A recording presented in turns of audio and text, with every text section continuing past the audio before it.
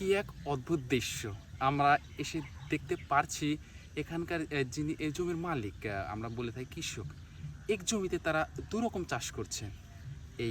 দেখেন করলা, এতে প্রচুর পরিমাণ যেমন পুষ্টি, এটি খেলে শরীর ব্যথার নিরাময়ের একটি আমরা মহা ঔষধ বলে থাকি। এত সুন্দর ধরে আছে গাছের গিটে গিটে এই করলা, অপরদিকে একই সঙ্গে ধরে আছে পটল, পাশাপাশি এই জাংলাতে উঠেছে পটল। পুরো জাংলায় বিস্তৃত হয়েছে এই গাছ, ধীরে ধীরে বিস্তৃত পাচ্ছে, বৃদ্ধি পাচ্ছে, পটল দিয়ে ছেয়ে যাচ্ছে জাংলা। সাথে আমরা বলতে পারি দুটি আবাদ তারা করছে, একটি পটল, অপরদিকে করলা, দুটি সমন্বয়ে এই কৃষক এখানে চাষ করছেন।